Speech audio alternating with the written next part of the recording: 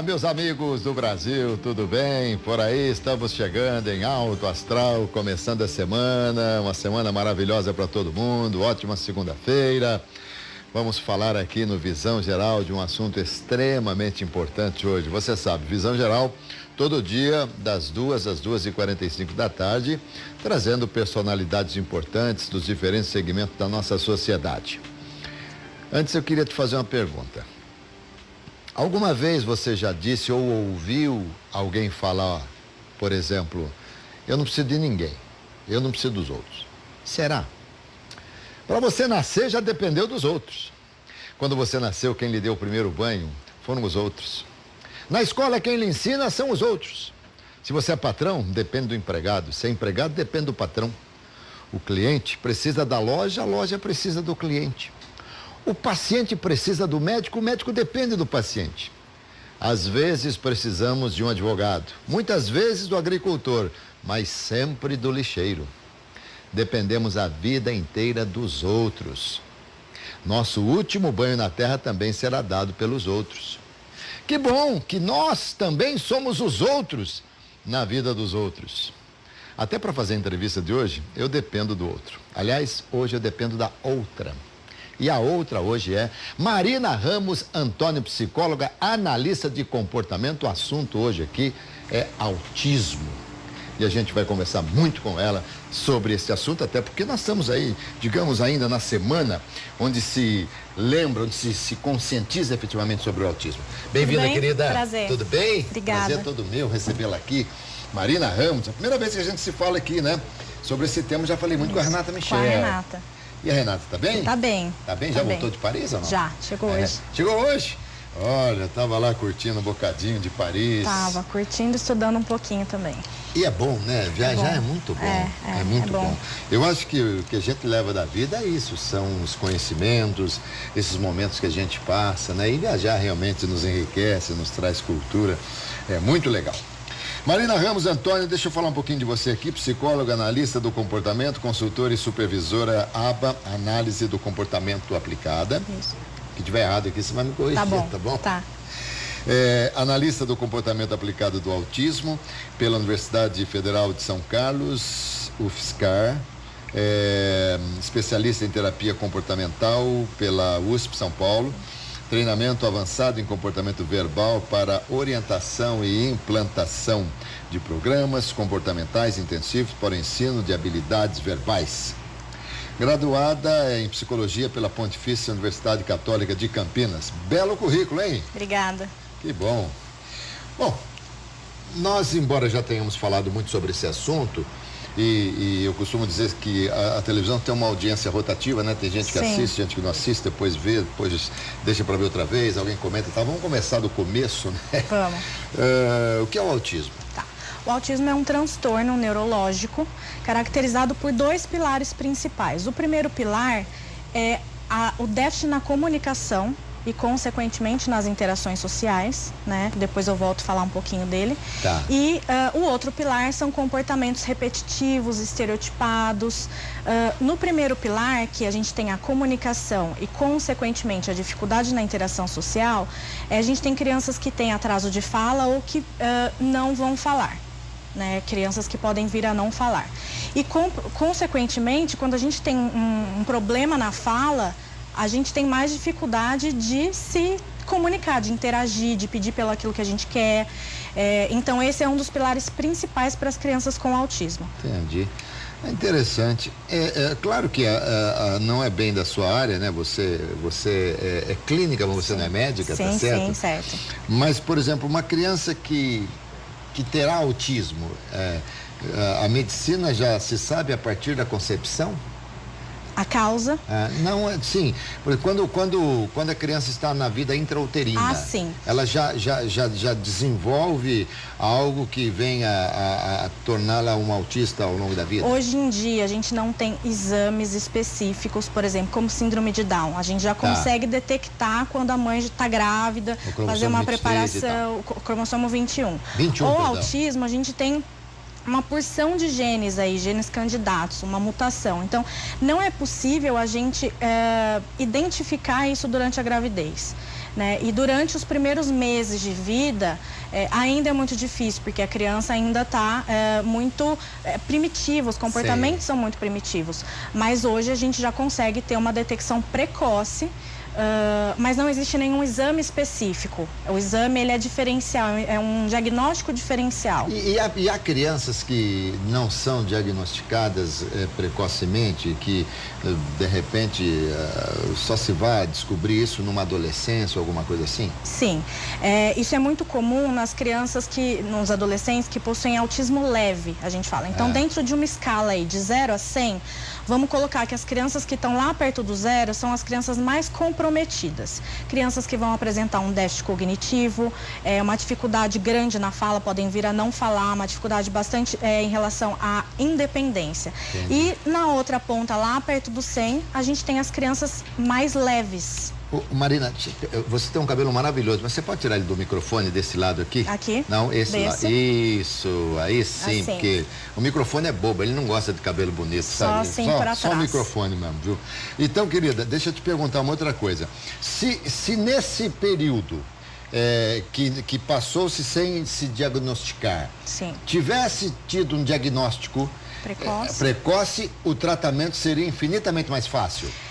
Quanto mais jovem a gente mais fácil a gente consegue mudar os nossos comportamentos. Mais plástico o nosso cérebro mais plástico o nosso cérebro, mais fácil o cérebro está preparado para mudar.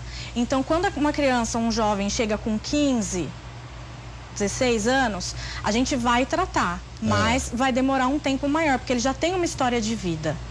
Então demora mais. E existe classificação do autismo? Autismo nível 1, 2, existe isso? A gente fala em graus, né? Um grau leve, um grau moderado e um grau mais severo. Então são 3 tipos, leve, moderado basicamente e severo. A gente define nessas três características. É como a turbulência na aviação, leve, moderado e severa. Exatamente. A severa é aquelas crianças que vão ficar mais dependentes durante a vida. E o leve são essas crianças que você citou, jovens que têm mais dificuldade de serem diagnosticados, porque os sinais eles são mais sutis. E as famílias que têm as crianças com autismo,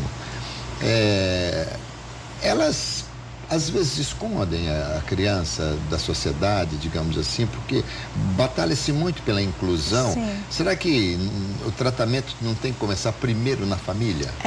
A família é um ponto principal de todo o tratamento, né? A gente, não adianta a gente tratar a criança e devolvê-la para a mesma família. A família tem que estar preparada. Eu acho que hoje, com a conscientização, com o crescimento das informações, a gente tem mais facilidade dessas famílias irem buscar tratamento, incluírem as crianças, né, na sociedade, enfim, nas escolas regulares, mas ainda existem as famílias que têm mais dificuldade com essa questão do diagnóstico, uma dificuldade em aceitar, em entender. E quanto ao preconceito? O preconceito, ele vem da falta de conhecimento, né? Então, acho que hoje é até importante que a gente está comemorando mundialmente o Dia do Autismo. Na verdade, hoje não é uma comemoração, é uma lembrança, uma conscientização. É uma conscientização. Isso. E é hoje, no dia 2, inclusive. É o dia 2, eu achei que tivesse sido ontem. Não, então é hoje. O dia 2. É hoje o dia onde o mundo todo está preparado, mais preparado ainda para dar informações e divulgar. Então, quanto mais a gente conscientizar as pessoas, quanto mais elas tiverem informações a respeito do transtorno e dos tratamentos também, né? É importante a gente falar, porque não adianta a gente saber que a criança tem autismo e não saber o que fazer, né? Não saber como tratar. Eu acho que isso tem se tornado mais divulgado hoje em dia. O SUS trata o autismo? Olha, de maneira eficaz, não. A gente vai ter provavelmente um diagnóstico, mas hoje a gente já sabe que o tratamento para crianças com autismo, ele é, infelizmente, mais particular. O ABA, principalmente, né? A análise do comportamento aplicada, que é o que é indicado para autismo, ainda é particular. Mas existe no SUS algum tratamento? CAPS, né? São centros de apoio, integração social, mas não é um tratamento. São ineficazes, digamos assim. Não é um tratamento. Eu sei que para você falar é delicado, até porque você faz parte da ABA, e aí, de repente, você falar fica assim, mas eu posso falar sem nenhum constrangimento. não existe uma eficácia efetiva quando se trata pelo SUS. Isso, hoje, exatamente. Quando a gente fala de autismo, a gente fala de um tratamento específico que é cientificamente comprovado, que é o ABA. Então, no SUS, a gente não tem esse tratamento. Tá, então, a gente não tem essa efetividade. Aliás, por falar em SUS e por falar em governo, hoje pela manhã, eu tenho o hábito, para mim, salutar de ouvir rádio pela manhã, né? E durmo ouvindo rádio e acordo ouvindo rádio. Quando não, durante a noite o rádio fica ligado o tempo todo. E hoje eu vi a notícia de que alguns remédios, alguma medicação não será mais custeada totalmente pelo governo. Atenção, hein, pessoal de pressão alta, pessoal do diabetes. É o fim do mundo. É o fim do mundo. Eles vão reduzir o repasse de verba para as farmácias e o presidente das farmácias já está dizendo que realmente, né, não tem como subsidiar. Agora, você imagina que coisa impressionante. Você não trata a pessoa que tem pressão alta, não trata a pessoa do diabetes. Consequentemente, os hospitais vão ter muitas internações por conta disso, quando poderia ser resolvido com um pequeno comprimido. Sim. Não sei se falta inteligência ou sobra esperteza nesse pessoal aí do governo. Mas vamos voltar aqui ao nosso assunto. É caro tratar de uma pessoa com autismo? É relativo. A criança com autismo, o jovem com autismo, ele precisa de muitas horas de intervenção. É como se a gente precisasse... academia, por exemplo, a gente precisa ter uma constância, precisa ir todo dia, ou pelo menos 3, 4 vezes por dia, para a gente ter um resultado. Por semana, né? Por semana, isso. Por dia não tem como. Mas por semana. Então, as crianças com autismo é a mesma coisa. A gente precisa de um tratamento que seja consistente, bastante intensivo. Então, diante do número de horas, fica um pouco caro. E isso é quase que inacessível à grande maioria das pessoas. Porque o autismo não escolhe a classe, ele tem na classe social A, B, C, D e por aí afora. Sim, não tem nenhuma diferença em relação à classe social, gênero, nada. Na verdade, gênero sim, né? A gente tem gênero mais homem do que mulher, né? Isso, a gente tem para cada... vocês falam demais, entendeu? Então, como é que Deus pode fazer a mulher com autismo? Como é que vai falar muito? É muita fala. Então, tem mais meninos, então para cada 4 meninos... Também, claro. Sim. Para cada 4 meninos, a gente tem uma menina com autismo. Para cada 4 meninos com autismo, uma menina com autismo. Cerca de 20%. Mais ou menos. E o tratamento para o homem é igual para a mulher e a absorção é igual também? É igual. Vai depender, aí não depende de gênero, vai depender do grau de autismo e dos comprometimentos que essa criança tem, seja homem ou mulher. Quando alguém, por questões financeiras, digamos, não trata a pessoa com autismo, quais são as consequências que poderão vir no futuro? Para ele, para a pessoa que tem o autismo e para a família. Sim, é importante a gente dizer, Alberto, que o autismo, ele tem tratamento. Ele não tem cura ainda, né? Sim. Mas ele tem tratamento. Se a gente tratar, todos esses comportamentos que a gente, que as crianças têm como déficit, eles vão melhorar. Se a gente não trata, eles tendem a piorar. Né? Então, a longo prazo, uma criança sem tratamento, ela tende a ficar mais comprometida e, consequentemente, a família também, que passa a viver em torno disso. Autismo não mata? Não. Em que sentido? Não, no sentido ninguém morre de autismo. Não. Ninguém morre de autismo. Morre com autismo, mas não morre de autismo. Uma pessoa morre, ela pode ter autismo, mas não morre de autismo. Mas o autismo desencadeia algum tipo de doença? Tem alguma coisa mais frequente nas pessoas que têm autismo? Não tem nada muito específico, mas o que acontece? Quando a gente não tem uma boa qualidade de vida, a tendência é a gente viver menos. Sim. Né? Então, se as crianças, os jovens, adultos com autismo não tiverem comportamentos adequados, socialmente, que eles estejam socialmente incluídos, isso vai dificultar a qualidade de vida dessa pessoa com autismo e da família. Então, tem uma tendência a envelhecer mais rápido. O autismo, Marina, requer, então, durante a vida toda uma atenção especial? De novo, dependendo aí do grau de comprometimento da pessoa. Pessoas que têm um grau de autismo mais grave, né, mais severo, vão precisar de maior acompanhamento. Mas, por exemplo, um tratamento consegue reduzir um autismo severo para um moderado e do moderado para um leve? Sim. Bastante. Naquela escala de 0 a 100, as crianças, elas vão andando nessa escala, conforme o tratamento. Então, a gente sempre fala aqui em análise do comportamento aplicada, no tratamento, a gente tem a criança, ela chega com uma linha de base, vamos supor que é 5 pontos aí na escala. Ela vai 5 é o máximo? Não. um número, de 0 a 100. Tá. Vamos supor que ela tenha 50. Entendi. 50% aí nessa escala de 0 a 100 é um autismo moderado. Ela vai passar do 50 para o 51, para o 52, e ela vai caminhando nessa escala, melhorando esses sinais, esses comportamentos, desenvolvendo, né? Dia da conscientização mundial do autismo. Marina, eu saí aqui no bloco anterior falando dos pais que morrem e que quando os filhos ainda... Há pais que morrem com filhos adolescentes e tal. E como você disse, não há cura, há controle, há tratamento e tal. Depois que morrem os pais, os filhos, como é que ficam? Como que ficam? Acho que é a maior preocupação dos pais. É o que os pais sempre falam pra gente no primeiro encontro. Eu quero que ele se desenvolva e que seja independente, porque um dia eu não vou mais estar aqui. A gente não tem serviços específicos, tem as moradias assistidas, onde essas crianças podem morar e tudo mais, mas também não é muito eficaz, não garante um tratamento específico, né? Então precisa de muitos cuidados. Por isso que o tratamento precoce é essencial, porque a gente consegue desenvolver. Mas há casos, por exemplo, depois da morte dos pais, de que a pessoa com autismo passou a ter uma vida, digamos, quase normal, sei lá, com o tratamento, tomar banho, essa coisa toda. Muitas pessoas com autismo vão desenvolver comportamento de independência, trabalhar até fazer faculdade, né? Então, se trocar sozinho, tomar banho, tudo. Eles fazem tudo isso sozinho? Fazem, mas podem fazer. Então, essa pergunta que eu lhe fiz agora, acho que é um pouco interessante. Sim. Primeiro, qual que é a característica principal do autista? Ele... segundo num conceito bem rudimentar, sim, a gente poderia dizer o autismo é o que vive o mundo dele.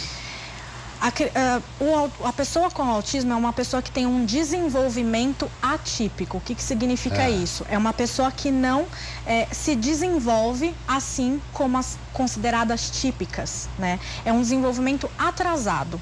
Então, a gente começa a falar por volta de 1 ano, já está falando algumas palavrinhas, 1 ano e meio. A criança com autismo, ela vai ter um atraso nessa fala, a maioria das vezes. Então, é um desenvolvimento que ele é atrasado. E isso vai gerando todas as outras consequências. Dificuldade na interação social, por isso. Se eu não gosto de interagir com você, eu vou ficar mais quieta, eu vou ficar mais no meu mundo. Que é isso que as pessoas falam, que o autista, ele quer ficar no mundo dele, não liga para ninguém. É uma dificuldade na interação social. Isso tem uma causa aí, é cerebral, é uma dificuldade que com a terapia a gente consegue desenvolver. E a criança, quando você está falando aqui, eu estou imaginando, porque você sabe que nesse nosso Brasil aqui nós temos muita gente com dificuldades enormes, né? A gente tem na classe social mais baixa uma tristeza muito grande, né? Já hoje a classe média já caiu muito, né? Por conta das economias e tal, enfim. Mas vamos lá, vamos pegar a pessoa bem mais pobre mesmo, que não teria condição de levar no grupo conduzir, por exemplo, que leva no estado, mas fica sujeito a uma série de demora para consulta, aquela coisa toda e tal. E se essa criança não for tratada, ela pode ser, não digo renegada, mas ela pode ficar isolada da própria família? Sim, ela vai apresentar muito mais dificuldades comportamentais. Não vai querer ficar perto dos outros, não vai querer interagir, não vai conseguir escovar o dente sozinha, não vai conseguir tomar banho sozinha. Isso vai gerando um monte de outros problemas, né? Então, é super importante o tratamento, mas as pessoas, por exemplo, no Grupo Conduzir, a gente tem um projeto paralelo que chama Aba para Todos, para as pessoas que não têm condições de arcarem com um tratamento particular. E hoje em dia também já tem as leis, né? Os pais às vezes já entram contra o Estado, contra o plano de saúde para conseguirem o tratamento. O Estado pode exigir que vocês deem tratamento para alguma criança? Ao contrário, os pais devem exigir que o Estado ou o plano... A partir do momento que o pai entra contra o Estado, que ganha alguma coisa, vai eliminar alguma coisa, sei lá, um mérito, aí o Estado obriga vocês a tratar. Isso, aí a gente trata a criança lá no Grupo Conduzir normalmente. Com o número de horas que ela precisa, tudo direitinho, avaliação, intervenção intensiva, assim como deve ser. Ah, entendi. Mas realmente é uma coisa muito triste, né? É uma coisa que a gente deve pensar, porque afinal de contas, nesse país de tantas e tantas injustiças, Sim. a gente precisa, sobretudo num caso desse tipo. Quando a pessoa que tem autismo, ela vai, por exemplo, numa festa, ela pode ser confundida às vezes com uma pessoa extremamente tímida ou não? Pode. Tímida, mal educada. Porque não existe nada a olho nu que a detecte como autista. Isso, o autismo, ele não tem características físicas, como, por exemplo, a síndrome de Down. Quando você olha uma criança com síndrome de Down, você consegue identificar através das características. Perfeito. O autismo não. Então, é uma criança, um adulto completamente fisicamente normal, mas com comportamentos estranhos, diferentes, esquisitos, tímido, mal educado, grita, não gosta de muito barulho, né? Numa festa de aniversário, por exemplo. E eles desenvolvem, paralelamente a isso, algo, digamos, que melhor do que uma pessoa que não tem autismo. Eu vou dar um exemplo para você. Eu gosto de tocar violão e resolvi aprender um pouquinho de teclado. E quando eu ia à escola, lá não era nem um conservatório, mas era uma escola de música, quando eu terminava a minha aula, eu ficava para ouvir um autista que ia fazer aula de piano. Tá. Eu ficava encantado de ouvi-lo. Com a facilidade. A facilidade com que eles têm isso, eles conseguem desenvolver um outro lado. Como é que é? Não são todos, tá? Tem algumas crianças que têm, a gente fala, habilidades muito específicas e interesses muito específicos. E tem, às vezes, facilidade em aprender um instrumento musical ou facilidade na área da matemática. A gente tem algumas crianças, assim, com habilidades acima da média. Né? Ou uma criança que vai ouvir uma música e vai conseguir tocá-la no piano sem treinar previamente. Vamos buscar alguns exemplos de pessoas autistas que foram sumidades ao longo da vida? Einstein, exatamente. Uma pessoa atípica, uma pessoa normal, ela não tem todo esse conhecimento, né? Essa facilidade. Então, algumas pessoas autistas podem desenvolver essas habilidades específicas, mas não são todas. Muito bem. E só aqui na audiência, que muda toda hora da televisão, lembrando que para cada 4 autistas homem, há uma mulher. Então é mais ou menos 20%. Agora, quem nos acompanha e leva a criança sempre ao pediatra, porque hoje, quando há condição, né? Isso. Quando há condição, o pediatra acompanha já até desde o pré-natal, ele vai acompanhando e tal. E assim que nasce, vai ao pediatra, aquela coisa toda. E o pediatra tem um papel muito importante, né? Fundamental, digamos. É com ele que se começa a detectar alguns sintomas de autismo? A criança, quando nasce, ela vai no psiquiatra. Ela não vai num neurologista ou num psiquiatra. Ela vai no pediatra. Isso. Então, por quê? O diagnóstico de autismo, quem vai dar, quem é melhor para dar, é o psiquiatra ou o neuropediatra. Não é o lugar para onde a mãe leva o bebê. Exatamente. Ela vai pro pediatra. Exatamente. Então, o pediatra, ele tem que ter um mínimo de noção, um mínimo de conhecimento sobre as características e os sinais de autismo para conseguir detectar na criança esses sinais, porque dá para detectar logo cedo. Então, se o pediatra é preparado para descobrir um pouco desses sinais, né? Você sabe algum deles para falar pra gente? Pelo menos um sinal, alguma coisa assim? Os sinais, contato visual, a criança que tem dificuldade de olhar no olho e manter. Atenção compartilhada, quando eu falo, olha o avião, Alberto, e você olha, você acompanha o meu dedo e olha pro avião e a gente olha juntos pro avião. Atenção compartilhada. Isso é normal. Isso é esperado. Isso é esperado já com 9 meses, 1 ano, a criança já tem que apresentar isso. Acompanhar um objeto de um ponto A para um ponto B. Quando eu faço assim, você me acompanha. O próprio querer ser abraçado, né? Tem crianças que têm dificuldade de toque, atraso na comunicação, principalmente. Por volta de 1 ano já é possível a gente identificar. Mas então, não, digamos assim, com 6 meses de vida você não consegue ainda detectar alguma coisa. A gente coisa. consegue só se a pessoa for muito especialista. Já se consegue, mas os sinais são muito sutis ainda. Porque os sinais de autismo, eles aparecem muito quando as demandas são maiores. Agora, vamos lá. Vamos ajudar quem está em casa nos assistindo, por exemplo, a detectar eventualmente se há ou não autismo no filho e tal. Se o filho tem ou não autismo. O que é que a mãe, o que é que o pai, mesmo sem levar ao pediatra, em casa pode perceber o mais rápido possível se a pessoa tem ou não autismo? Contato visual, acompanhar então a gente chama de traquear, né? Escanear o ambiente, a criança entra no ambiente, ela consegue explorar o ambiente, atenção compartilhada, às vezes a criança, um sinal de autismo muito, a falta de comunicação, né, o atraso na comunicação, mas um outro sinal de autismo muito frequente nas crianças pequenininhas é quando elas não dão ao objeto a função que ele tem. Então, por exemplo, um carrinho. A criança está brincando com um carrinho, mas ela não está brincando de andar na estrada, ela está na roda, girando a rodinha.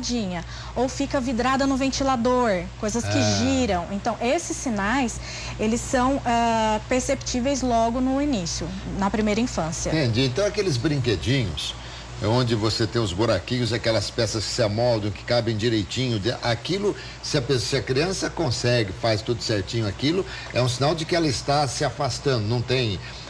ou de repente precisa fazer muitos outros mais testes? O critério, a criança precisa preencher vários critérios, né? Não é um só. Se a criança tiver um só, ela não necessariamente vai ser autista. Porque um só, todas as crianças basicamente vão preencher, né? Mas ela precisa ter um conjunto desses sinais para que ela seja considerada. E quando se detecta efetivamente, quando se diagnostica que a criança tem o autismo, há famílias que se rebelam, por exemplo. Não tenho, tenho certeza. É o jeito do meu filho. Sim. Existe isso? Existe. Meu filho é tímido. Não, o meu outro filho também demorou mais para falar. Não, o pai dele também é assim. Não, o tio da vizinha, do meu avô também. Então, as famílias tendem a buscar uma justificativa para explicar aquele comportamento que não está se desenvolvendo. Mas é um processo, né, Alberto? Isso aí atrasa, né? Atrasa. Quanto mais cedo a família busca tratamento, né? Melhor para a criança. Com certeza. E quanto à medicação? Toma-se muito remédio? Vai depender também da criança. O remédio, ele não é para o autismo especificamente. Ele é para outros, a medicação ela pode ser para outros comportamentos que estão em volta desses sinais. Então, por exemplo, uma criança que é muito ansiosa, que come bastante, ou uma criança que tem muitos rituais, né, com muitas manias, ela vai tomar remédio para esses comportamentos, para essas dificuldades que estão em volta do autismo, para melhorar esses comportamentos que a gente chama de comportamentos inapropriados. Entendi. E aí vai diminuir e a gente consegue intervir de uma maneira mais direta. E as pesquisas hoje estão adiantadas no sentido de descobrir a cura, de buscar a cura? Como é que está isso? Hoje a gente já tem muitas pesquisas, ontem inclusive no Fantástico, né, passou do Alisson, mas a gente tem ainda um tempo para chegar nessas respostas, né? Tem muita gente pesquisando, mas não tem nada muito definitivo, né? Hoje ainda a gente não pode falar de cura como tratamento, né? As crianças são diagnosticadas e eu vou buscar a cura. Ainda não. As crianças são diagnosticadas, eu vou buscar o tratamento e a cura provavelmente virá ou não, vai depender aí das pesquisas. Não existe nenhuma internação por autismo? Por autismo, não. Por agressão, em razão do autismo, existe? A criança, ela pode ser mais agressiva, a criança pode ter maiores inadequações sociais. Eu falei agressão, me perdoe, eu queria falar agressividade. Agressividade, isso. Pode ser uma criança sem tratamento. É importante a gente não relacionar esses comportamentos ao autismo, né? As crianças podem ter uma tendência a serem mais agressivas? Não necessariamente. Isso vai depender do grau de comprometimento e a falta de tratamento. Então, crianças que apresentam extrema agressividade são crianças que não têm tratamentos adequados e que não estão buscando aí a forma correta de intervir. Aliás, hoje vai ter um momento importante para eles. Sim. No jogo da Ponte Preta contra o Mirassol. O que vai acontecer? Isso, nós vamos convidados, estaremos lá com várias crianças da clínica, autistas, fazendo lá entrando com jogadores, se apresentando lá. Eles têm, assim, eles têm preferência por clubes também? Eles torcem, gostam? Sim, eles torcem. A gente tem uma criança, o Lucas, vai estar lá hoje, fanático pela Ponte Preta. Tá super contente. Ele é grau leve? Tem um entendimento maior aí das questões sociais, mas ele tá super empolgado. Então, eles podem torcer. Mas só para completar, eu vou trabalhar nesse jogo também, eu vou narrar o segundo tempo desse jogo. Eu faço programa de esportes aqui até 15 para as 8, saio daqui, pego um avião a jato, né? Vou voando para o estádio da Ponte Preta para narrar o segundo tempo do jogo. E talvez até a gente se encontre por lá. Sim. Se descoberto, se tiver o diagnóstico precoce, quem tem o severo, né? O grau severo, digamos assim, pode recuar, pode retardar nessa escala e aí tentar ter assim uma vida um pouco mais próxima de quem tem um grau leve ou moderado. Quando é muito severo, é mais difícil a gente pular para o leve, né? Então talvez a gente consiga chegar próximo do moderado, com bastante tratamento, com bastante intervenção, muitas horas de terapia. Mas a gente sempre trabalha com a possibilidade de avanços, nunca com regressão. Quem sofre mais? Quem tem o autismo ou a família? Depende do grau. Acho que as crianças mais severas, quem sofre mais é a família, que tem mais consciência do que está acontecendo, das dificuldades que vão passar. As crianças, as pessoas que têm autismo grau leve, elas já conseguem ter uma consciência maior do mundo que elas estão vivendo, né? Uma percepção maior daquilo que está acontecendo em volta. Então, elas também sofrem, assim como a família. É muito comum as pessoas que têm autismo de grau leve terem depressão, ansiedade. A pessoa que tem o autismo. Sim. Mas, por exemplo, quando você comenta, o autista frequenta a escola normalmente. E todo mundo é obrigado a aceitar sem ter problema nenhum. A gente trabalha com a possibilidade da inclusão regular. A criança na escola regular. Mas ele, em relação aos demais amiguinhos, na teoria, ele vai ficando um pouco mais atrasado. Ele vai apresentar um atraso no desenvolvimento, na aprendizagem também. Mas é importante que ele frequente uma escola. Sim, é importante. É importante que ele esteja junto com as outras crianças, porque as outras crianças vão dar modelos adequados de como se comportar. A própria aprendizagem, a interação social é importante para a nossa criança, né? Para a criança com autismo. É importante que ela esteja na escola regular. E se houver... E a escola é obrigada a aceitar. É obrigado. Sim. Aliás, tem tanta coisa obrigada a fazer nesse país aqui que as pessoas não fazem, que é uma vergonha, né? Mas também, no caso, se houver alguma coisa no sentido de preconceito, alguma coisa no sentido de não se permitir, as pessoas têm que procurar justiça. Tem que procurar. As escolas são obrigadas a aceitarem, mas nem todas as escolas estão preparadas. Porque tem que ter um monitor, cada escola, cada classe tem que ter um monitor. Algumas crianças necessitam de um acompanhamento extra, algumas não. Mas é importante que a escola toda, né, os funcionários, a diretoria, saiba como lidar com as crianças com autismo e que estejam preparadas, porque é uma forma de se comportar diferente. E a gente precisa tratar e saber o que fazer em cada uma das oportunidades, das situações. E existe uma estatística de um percentual de que nós temos no Brasil hoje, por exemplo? A última estatística aí tá para a cada 68 crianças, uma tem autismo. A cada 68, uma tem autismo. É um índice maior que o câncer infantil, que a diabetes.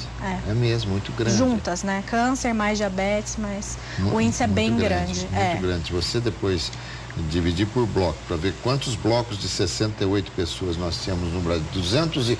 Tem que dividir 200 milhões, vamos arredondando, de pessoas por 68, o número que der, cada um é um alto. A gente tem um número bem alto de pessoas com autismo e por isso que a gente precisa tratar essas pessoas vão crescer, né? Sem dúvida. E que percentual tem tratamento adequado? 0,000. Terrível, né? Marina Ramos Antônio, terminou nossa entrevista. Obrigada. Muito obrigado pelo por convite. você vir aqui nos ajudar. Temos que todos nos conscientizar. Sim, efetivamente, obrigada né? pela Fique à oportunidade. vontade. Leve um abraço aqui para Carol, leve um abraço aqui para Gabi, lá do Grupo Guedes. E a Renata mandou um abraço para você. Renata Michel. Direto da França. Chegou hoje, eu falei com ela pelo WhatsApp. Falou? Né? Nós falamos sobre esse programa aqui. Isso. E a gente, se ela chegou hoje, então ela não poderia. Mas ela mandou um abraço. Muito bem. Meus amigos, eu conversei com a Marina Ramos Antônio, tenho certeza que vocês gostaram, entrevista extremamente esclarecedora. Não se esqueçam que eu volto à noite no RF Esporte Clube para falar das decisões que envolvem as equipes de Campinas, tá bom? Até mais, até 7 horas da noite. Tchau, tchau.